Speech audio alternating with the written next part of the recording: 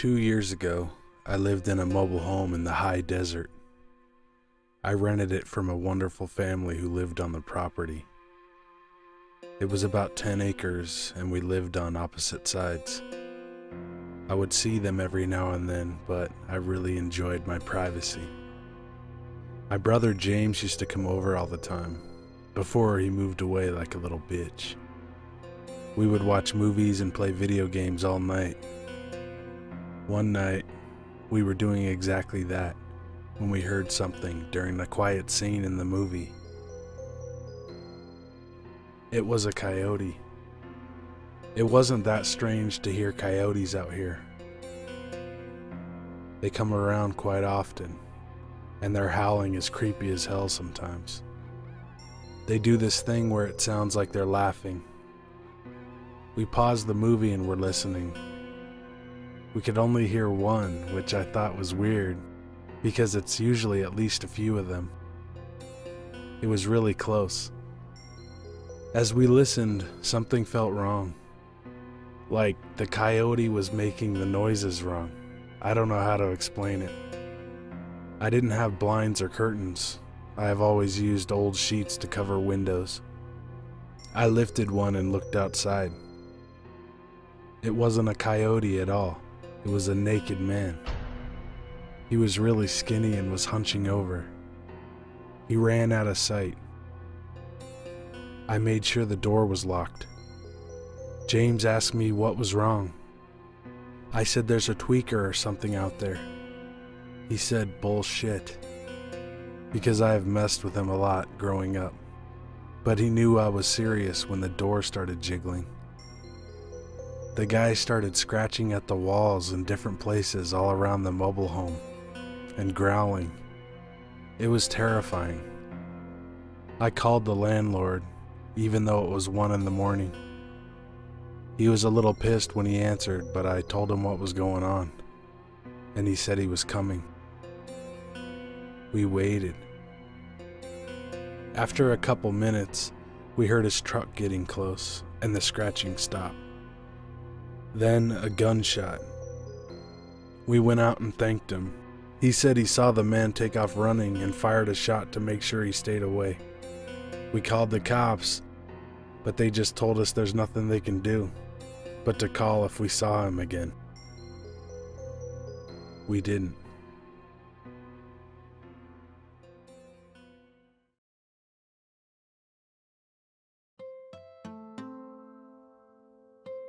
I walk my dog almost every day. We have a few places that we go. This day, we drove about 20 miles out of town to a new spot. Well, not really a new spot. Just starting further than we ever had. We mostly walk on an aqueduct. So we parked and started our walk. My dog Angus is a big bull mastiff. He's really nice, but people get scared of him, so I keep him on a leash. Unless we are alone, then I let him off. That's why the aqueduct is so great, because I can see anyone coming from far away. We had walked about a half a mile, and it was a beautiful day. Next to the path on the opposite side of the water is a concrete ditch for runoff or something. Angus loves to go into it and haul ass. I let him and I went down behind him. The ditch starts going downhill and I see Angus standing at the lowest point. I get there and he's acting really weird. There's a tunnel and he's staring into it. It has a lot of graffiti and I can see rocks and dirt for a few feet, but past that it's pitch black. So I tell Angus it's okay and start yelling, "Hello," and making loud noises to show him the echo. He's still just standing there. All of a sudden, I hear a whistle from the darkness, and I can start to see something moving towards us. Angus goes nuts. I'm getting goosebumps riding this. I grab his collar and get the leash on it, and have to pull him away. I see a person coming out of the tunnel. It's a homeless guy or something who has this bizarre smile. His clothes were really baggy, like he's just lost a bunch of weight.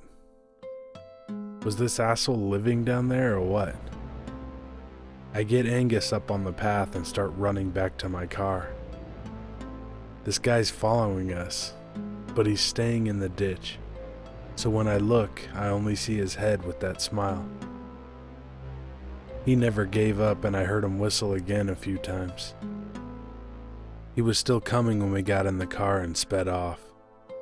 We will never go to that spot again. And I've warned other people on the aqueduct about the weirdo from the tunnel.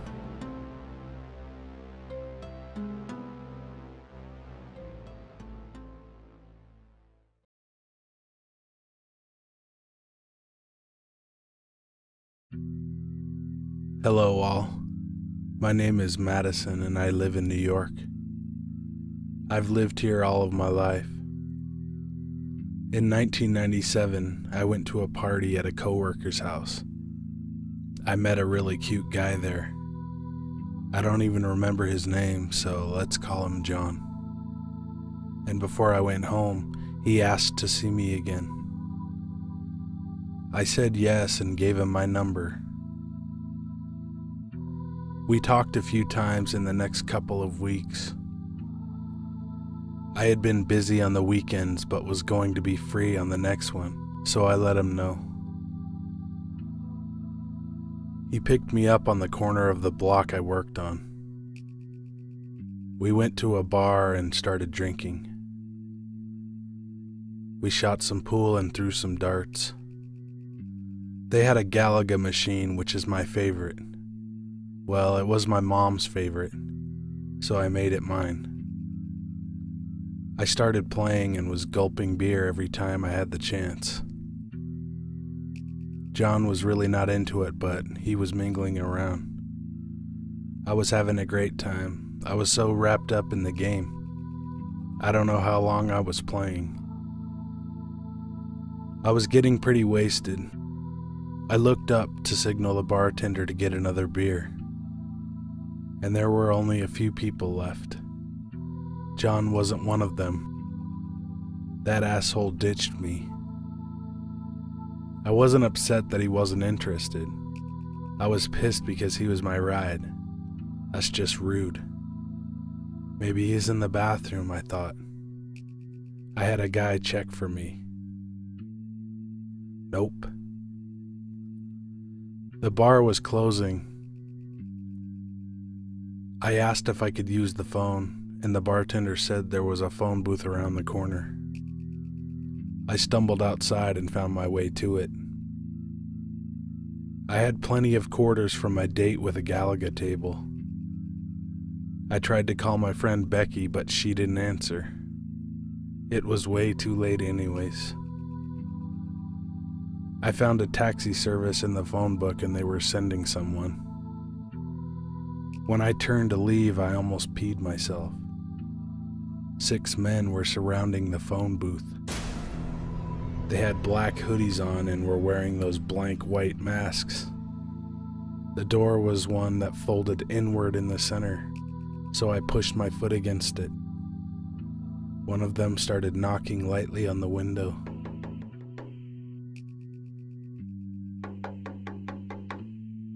I picked up the phone to call 911. Just then I saw a police car drive past the end of the block. Luckily, he saw us. He turned around and drove towards us. The men scattered. I was never so happy to see a cop. He stayed with me and radioed other cops in the area. The taxi showed up right after and I went home. I always wondered if John was behind one of those masks.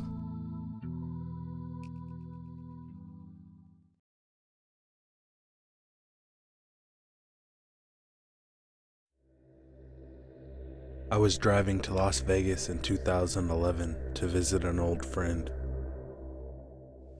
I like to drive at night because I hate traffic. It was late and I had to go to the bathroom. The next town was too far away and I couldn't hold it anymore. I was hoping to come across a rest area, but I decided to pick an exit instead. I drove past a couple houses and pulled over. It was a wooded area and I hadn't seen any cars, so I felt comfortable. I walked into the woods a little bit and relieved myself. I finished up and was looking around. It was a beautiful night. Moonlight was shining down through the trees. It felt really peaceful. I see a woman in a nightgown deeper in the woods. She's walking away from me. It might seem a little creepy of me, but I started following her. I was curious to see what this lady was doing out here in the middle of the night. I was trying to be quiet, but I wasn't doing a very good job. Even though I was crunching leaves and snapping twigs, she never noticed me, or pretended not to. I thought maybe she was sleepwalking. We came to a small lake. I stayed in the woods, watching. She started walking into the water. When she got waist deep, I said, "Hey lady, are you okay?" She kept going, never acknowledging me. When the water was up to her neck, I yelled, "Lady, what are you doing?" She went under. Her long hair and nightgown were moving on the surface for a second, but they were pulled down soon after. I thought she was messing with me to freak me out, and it was working. I waited. I could see the entire lake, but didn't see anything. Not bubbles, not ripples, not anything. 1 minute. 2 minutes. 5 minutes. Nothing. I stood there for 20 minutes. She never came back out of the water. Even if she drowned, where was her body? I know I followed something that night. I'm not crazy. I continued on to Las Vegas, but I couldn't stop thinking about that woman. I think about her every now and then and wonder what the hell I saw that night.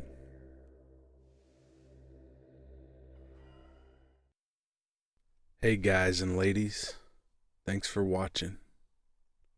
If you want me to tell your story, email me at the address in the description. Ripley, we've done another one. What do you think of that? Do you have anything to say? I guess not, 'cause you're a dog, and you can't speak English. I'm sticking with my slogan even though it's not horror-based. Be good to animals, even people. See ya! Ja, snäma, Bergsbus, Rish.